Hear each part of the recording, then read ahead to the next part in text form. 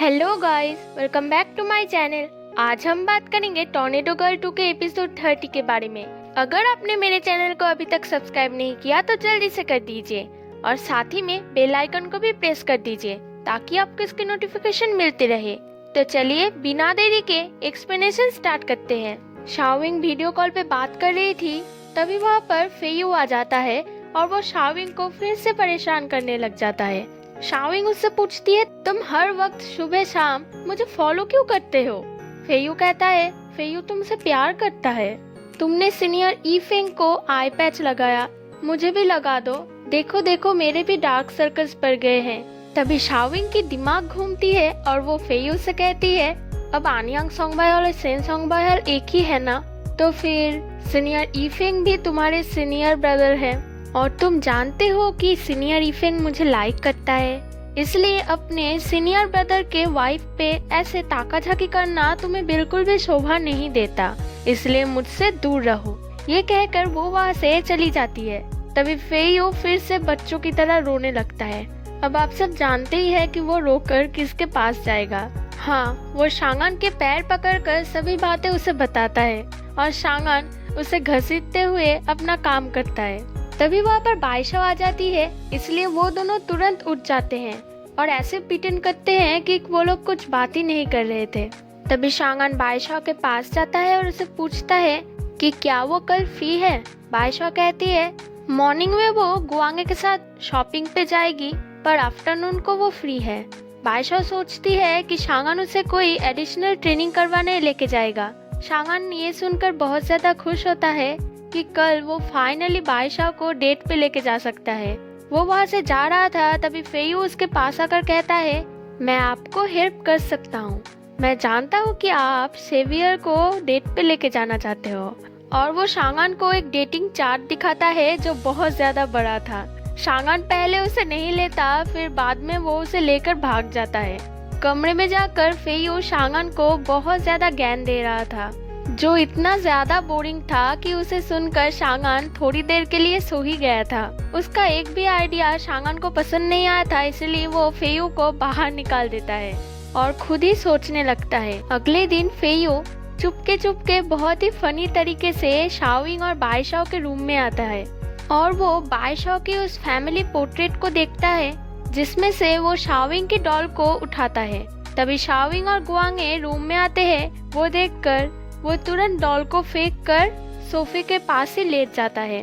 शाओविंग और गुआंगे उसे वहाँ पर देखकर बहुत ही बुरी तरीके से डर जाते हैं। तभी शाओविंग फिर से फेयू पर गुस्सा करने लगती है। फेयू से कहता है कि वो उस पर गिव अप कर चुका है, वो अब शाओविंग को बिल्कुल भी परेशान नहीं करेगा। और वो उन दोनों को ये भी बता देता है कि बाइशाओ और शांगन डेट पर गए हुए हैं। शांगन बाइशाओ को एक तबेले पे लेके जाता है हॉर्स राइडिंग करवाने के लिए।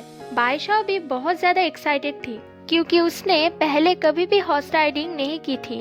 वो दोनों जब आउटफिट पहन के आते हैं तब बाइशाओ शांगन से कहती है, आप बहुत ज्यादा अच्छे लग रहे हैं। वो दोनों एक साथ बहुत अच्छे टाइम स्पेंड कर रहे थे और इन दोनों को चुपके से हमारे तीनों बदमाश देख रहे थे। शांगन का बचपन से सपना था कि वो जिस लड़की से प्यार करेगा उसके साथ वो हॉर्स राइडिंग पे जाएगा।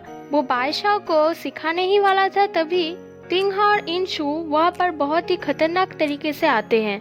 वो लोग शांगन और बाइशाओ को पूछते हैं कि क्या वो लोग डेट पर आए हैं। बाइशाओ पहले कहती है नहीं। तभी शांगन कहता है, हाँ मैं बाइशाओ के साथ डेट पर आया हूँ। वो तिंगहा से कहता है, तुम जानते हो कि मैं बाइशाओ को लाइक करता हूँ। तिंगहा ये सुनकर बहुत ही ज्यादा गुस्सा हो जाता है और वहाँ से चला जाता है। बाइशाओ उसके पीछे ही जा रही थी, तभी शांगन उसे रोक लेता है। बाइशाओ थोड़ी दुखी हो गई थी, इसलिए उसकी मूड ठीक करने के लिए शांगन ड्रामा करता है कि उसे बहुत ज्यादा भूख लगा है, उसके पेट में दर्द हो रहा है, इसलिए वो दोनों एक रेस्टोरेंट पे खाना खाने जाते हैं। शांगन ने पहले ही खाना ऑर्डर कर लिया था जो सभी बाइशाओ के फेवरेट्स थे। बाइशाओ खा रही थी, तभी शांगन उसे वो दोनों पहले जहाँ पर मिले थे उसके बारे में याद दिलाता है। बाइशाओ सोचती है कि वो दोनों सोंगबाई हॉल में ही मिले थे, पर शांगन उसे याद दिलाता है कि वो लोग पहले बस में मिले थे जहाँ पर बाइशाओ ने शांगन की भी बिल पे कर दी थी। ये सुनकर बाइशाओ बहुत ज्यादा हंसती है कि वो US डॉलर वाले आप थे। उसी दिन वो दोनों फिर से मिले थे जहाँ पर बादशाह रो रही थी। उसी दिन से ही शांगन बादशाह के लिए कुछ कुछ फील करने लगा था। वो धीरे धीरे बादशाह को अपने फीलिंग्स के बारे में बताता है और ये भी कहता है कि आज मैं सोंगबाई हॉल में सिर्फ तुम्हारे वजह से ही हूँ।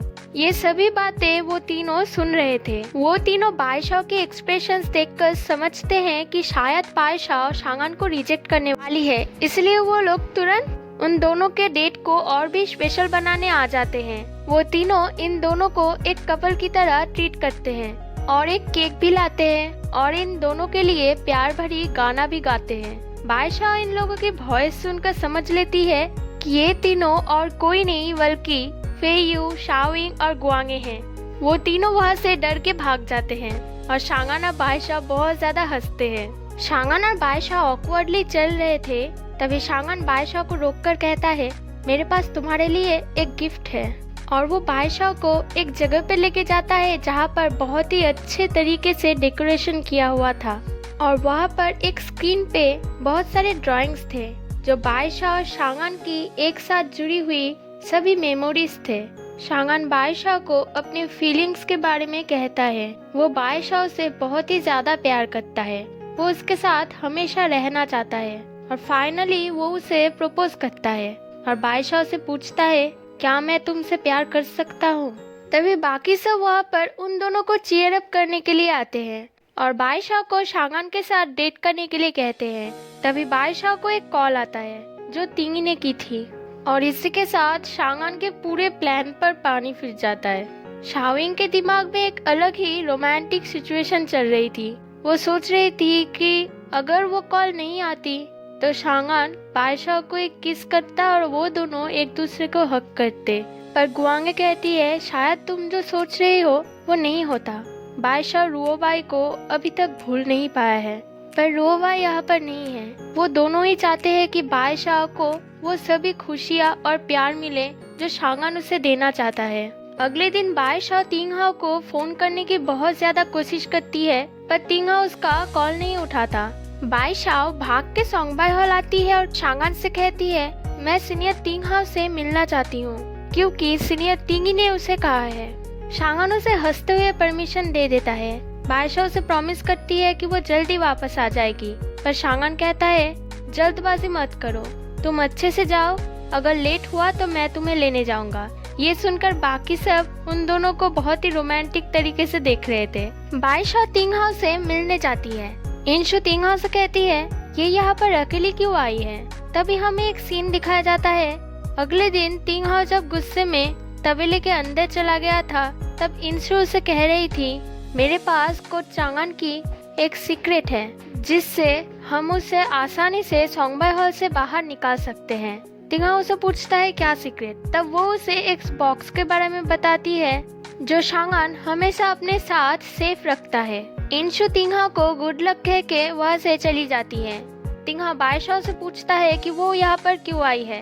बादशाह उसे क्वेश्चंस करने लगती है कि आप फेंगुन हॉल में क्यों रह रहे हो, कोई तो रीजन होगा। तिंगहाओ समझ लेता है कि तिंगी ने ही बादशाह को भेजी है, नहीं तो बादशाह को कोई फर्क ही नहीं पड़ेगा वो जिए या मरे। पर बादशाह कहती है, ऐसा कुछ नहीं है, मैं आपको अभी भी अपना अच्छा फ्रेंड मानती हूँ, पर आप मुझसे मिलना ही नहीं चाहते।